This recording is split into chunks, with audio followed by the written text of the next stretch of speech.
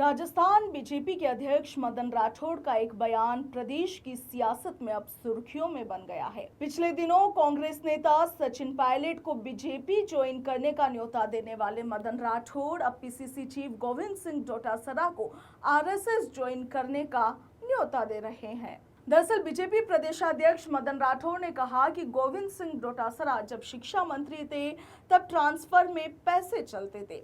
उस समय के मुख्यमंत्री अशोक गहलोत ने डोटासरा की मौजूदगी में शिक्षकों से पूछा था कि क्या तबादलों में पैसे लिए जा रहे हैं। तब शिक्षकों ने खड़े होकर जोर जोर से कहा था कि हाँ, भ्रष्टाचार हो रहा है और इसीलिए जो व्यक्ति जैसा होता है वैसा ही दूसरों के बारे में सोचता है। मदन राठौड़ ने आगे कहा कि उन्होंने सोचा होगा कि उनके समय पैसे लिए जा रहे थे तो बीजेपी में भी लिए जा रहे होंगे, मगर हमारे यहाँ पर ऐसा नहीं होता। हमारे यहाँ पर ट्रांसपेरेंसी है, उससे काम होता है।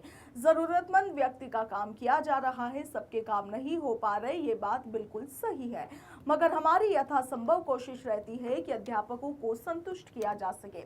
मदन राठौड़ ने ये बातें प्रदेश बीजेपी कार्यालय में कही। मदन राठौड़ ने इस दौरान ये भी कहा कि हम संविधान के रक्षक हैं, हमारे यहाँ पर विधिवत आम आदमी के मौलिक अधिकारों का पूरा सम्मान किया जाता है। उन्होंने कहा कि कानून व्यवस्था मजबूत है और विकास हो रहा है। हमारी स्थिति कांग्रेस की तरह नहीं है, हम बहुत मजबूत स्थिति में हैं और व्यवस्थित तरीके से सरकार चला रहे हैं। मदन राठौड़ ने आगे कहा कि उनके साथ में जो टांग खिंचाई होती थी वैसी हमारे यहाँ पर नहीं है। मदन राठौड़ ने इस दौरान डोटासरा पर तंज कसते हुए कहा कि डोटासरा आरएसएस और बीजेपी के बारे में क्या जाने। आरएसएस एक सामाजिक और सांस्कृतिक संगठन है जो राष्ट्रीय चरित्र युक्त नागरिक तैयार करता है।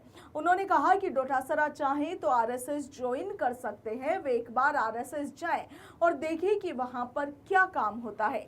महात्मा गांधी भी आरएसएस के कार्यक्रम में गए थे और उन्होंने यहां जाकर आरएसएस की तारीफ की थी। मदन राठौड़ ने आगे पंचायत निकाय चुनाव को लेकर कहा कि हम पूरी तरह से चुनाव के लिए तैयार हैं। उन्होंने कहा कि हम कोर्ट का अपमान नहीं कर सकते, कोर्ट का सम्मान करना अपना कर्तव्य समझते हैं। उन्होंने कहा कि हमें चुनाव से भागने की जरूरत नहीं है और जो लोग ऐसा कह रहे हैं वे अब तक हुए उपचुनावों में परिणामों को देख चुके हैं। बीजेपी ने अब तक हुए उपचुनावों में 85% सीटों पर जीत दर्ज की है।